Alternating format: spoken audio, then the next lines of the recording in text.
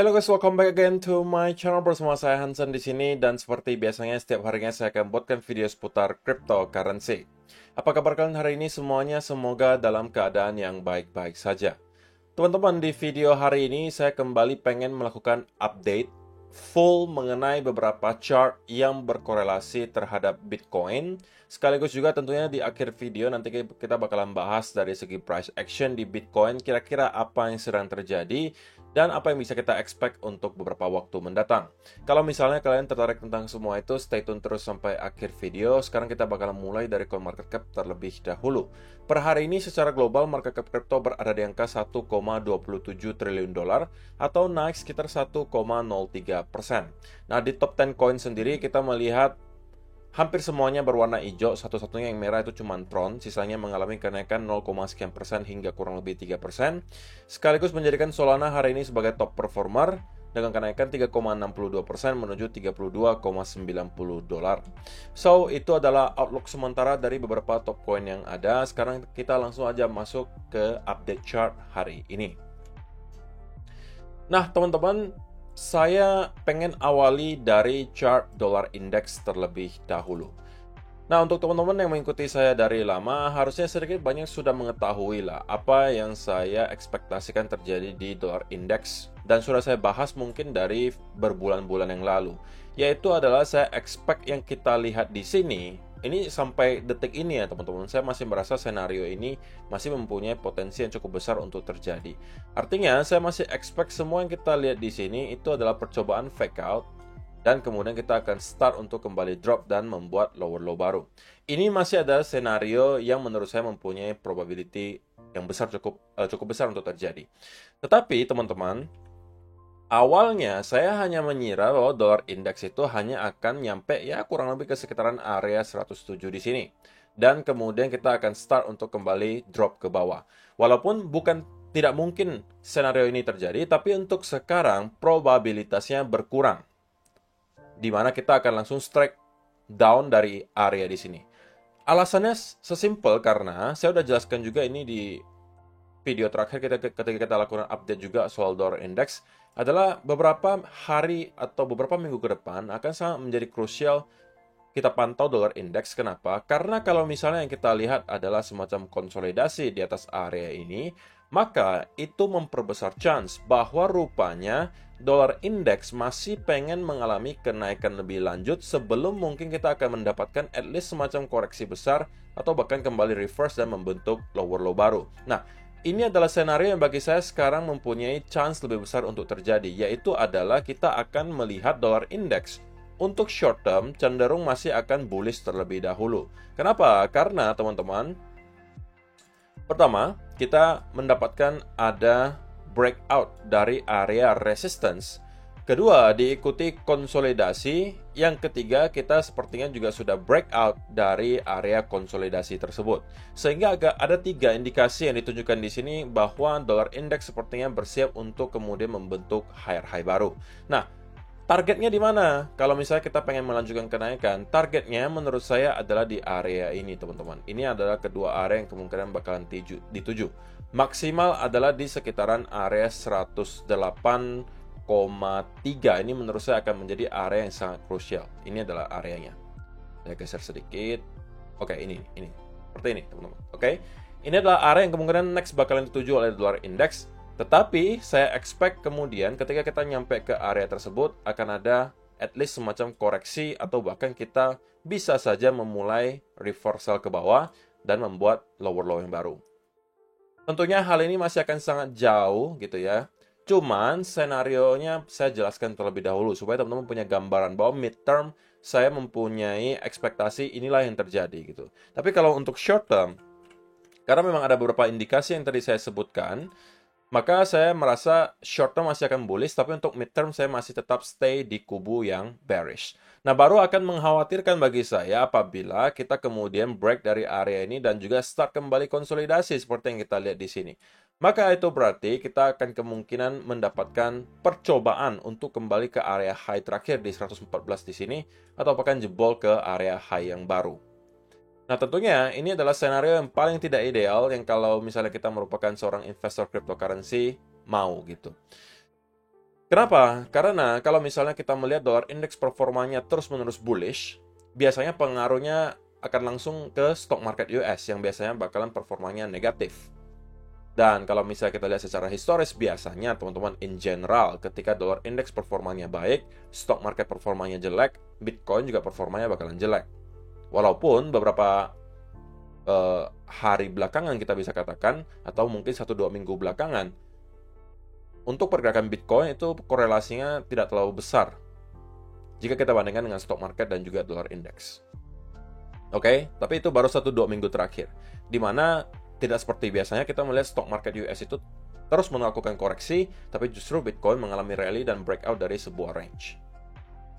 Jadi untuk gambaran dolar indeks sudah tahu ya teman-teman bahwa short term saya masih cenderung bullish sebelum saya dibuktikan salah teman-teman.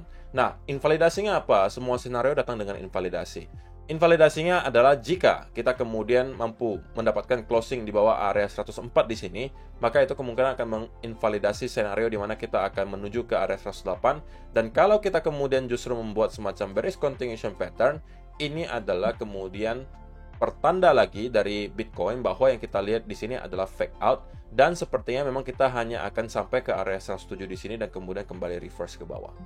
Jadi harusnya teman-teman punya gambaran ya, udah ngerti ya dari penjelasannya bahwa untuk midterm senarionya bagi saya masih sama, bahwa saya merasa ini hanya adalah percobaan fake out dan kita akan kembali drop ke lower low baru, tapi pertanyaannya hanya dropnya apakah dari sini atau dari sini, itu saja. Oke, tapi karena untuk sementara ada beberapa indikasi yang menunjukkan short term ke arah bullish, maka saya sekarang lebih condong merasa bahwa kita akan mencoba merangkak naik ke sekitaran area di sini sebelum pada akhirnya mendapatkan koreksi tersebut ke bawah. Oke, jadi itu untuk dolar indeks. Nah, sekarang kita bahas untuk S&P 500 yang sebenarnya koreksinya itu jauh lebih dalam daripada ekspektasi saya, teman-teman. Kita tahu bahwa kemarin dolar indeks lagi, S&P 500 itu sempat mendapatkan rebound yang lumayan kencang di sini. Tapi kemudian kita kembali mendapatkan sell off. Oke, dan kita sekarang berada di area yang menurut saya sangat-sangat crucial, teman-teman. Kenapa? Karena kita sedang berada di area major trend line, sekaligus kita berada di area major support. Oke, jika kita bisa melihat S&P 500 untuk break di bawah area 4080-an di sini, terlebih lagi break di bawah angka psikologi 4000, dan kemudian start untuk mendapatkan konsolidasi, maka ini adalah pertanda yang sangat besar bahwa kemungkinan S&P 500 bakalan mendapatkan koreksi yang sangat dalam dan kemungkinan bisa membuat wave kedua dari sini. Dan barulah dari sini kita mungkin akan start untuk kembali rebound ke atas. Kita bisa saja membuat dua wave correction seperti ini. Bisa saja masih ada wave ketiga sebelum pada akhirnya kita naik ke atas. Tapi untuk gambaran besarnya tentunya masih bullish. Cuma pertanyaannya gitu ya, apakah untuk 1-2 tahun ke depan kita akan kemudian ngeretest ke sekitaran area 3300 di sini, ataukah yang kita lihat di sini masih adalah sebuah koreksi yang wajar? Nah, kita mungkin bisa tahu jawabannya dalam 1-2 minggu ke depan, teman-teman. Dan saya rasa bagi para bulls gitu ya, ini adalah sebuah area yang sangat-sangat krusial untuk dapat dipertahankan. Kalau kita kemudian mendapatkan rebound dari sini, ini skenario paling idealnya teman-teman. Kita mendapatkan rebound dari sini sekaligus kita membuat koreksi, maka dari sini kita bisa berpotensi membuat yang namanya inverse head and shoulder. Nah, itu tentunya adalah skenario yang sangat ideal dan kita akan kemungkinan flip kembali ke arah bullish. Ya, walaupun sebenarnya sekarang teman-teman, kalau kalian yang merupakan seorang traders, ini sebenarnya adalah area yang cukup baik untuk kalian start mencoba mencari buying setup. Karena ada dua area support sekaligus dari trendline sekaligus area horizontal di sini. Dan bagi saya short term tentunya akan ada semacam bounce. Menurut saya pribadi, minimal kembali ke sekitaran area 4187 di sini. Kita harus lihat buying momentumnya sekeras apa. Kalau misalnya kita berhari-hari itu mengalami rally, kemudian mendapatkan konsolidasi, sekali lagi ini adalah kemungkinan menjadi inverse head and shoulder. Oke, tapi kalau misalnya kita justru kembali breakdown dan terus mendapatkan koreksi ke bawah dan close di bawah area 4000 dan kemudian start konsolidasi, maka itu berarti kita akan kemungkinan ngeretest ke area low terakhir minimal ke 3.500 di sini, atau bahkan jebol membentuk wave kedua dan ngeretest ke area trendline di sekitaran 3.400 sampai 3.300 di sini. Oke, tapi untuk short term saya merasa harusnya kita akan mendapatkan semacam bounce dari sekitaran area di sini, minimal ke sekitaran area 4.160 sampai 80-an. Oke. So, itu adalah untuk S&P 500. Nah, bagaimana kalau misalnya kita bicara soal Bitcoin? Apa yang sedang terjadi di Bitcoin? Sebenarnya nothing much, teman-teman. Tidak jauh berbeda dari yang kita sudah bahas di video kemarin. Saya sudah sampaikan juga ke teman-teman semua yang mungkin merupakan short term trader bahwa ketika kita ada mendapatkan semacam reversal pattern di sekitaran area di sini, itu mungkin bisa dimanfaatkan untuk kembali melakukan long. Nah, kalau misalnya kalian zoom in ke time frame 5 minutes, maka kalian bisa temukan bahwa memang di sini ada yang namanya double bottom. Saya tahu mungkin tidak semua sempat untuk masuk di sini, tapi kalau kalian yang sempat masuk, maka ini adalah breakout dari neckline-nya. Ini bisa jadi retest-nya. Dan ini adalah chance bagi kalian untuk kembali masuk. Oke? Dan kalau misalnya kalian sempat masuk, ya selamat. Harusnya kalian sudah kembali berada dalam keadaan cuan. Gitu ya. Dan sesegera mungkin geserlah stop loss kalian ke arah entry. Nah, kenapa? Karena kalau misalnya kita lihat, untuk sekarang, walaupun kita kemarin mendapatkan rally terus-menerus dari yang awalnya 34.000 nyampe ke sekitaran 34.700, tapi kemudian rejection-nya terlihat cukup kuat di sini, teman-teman. Oke, sehingga kalau misalnya teman-teman masih punya posisi terbuka, terutama di arah long gitu ya, itu mungkin harus sedikit aware. Saya tidak mengatakan bahwa kita pasti akan kembali sell off dari sini, tidak. Tetapi karena ada indikasi bahwa ada selling pressure di sini, ya kalian minimal geserlah stop loss kalian ke arah entry. Oke, play it safe, teman-teman. Nah, kalau misalnya dari segi price action, teman-teman, untuk midterm tidak ada perubahan sama sekali. Saya masih cenderung berada di kubu yang bullish gitu ya, karena yang saya lihat di sini sekali lagi adalah konsolidasi. Setelah kita mendapatkan ada rally, konsolidasi, berikutnya kemungkinan akan adalah breakout lagi ke atas. Sama juga dengan yang kita lihat di sini. Rally, konsolidasi, breakout. Rally, konsolidasi, breakout. Rally, konsolidasi, breakout. Dan itu masih belum berubah, teman-teman. Jadi untuk midterm saya masih cenderung bullish.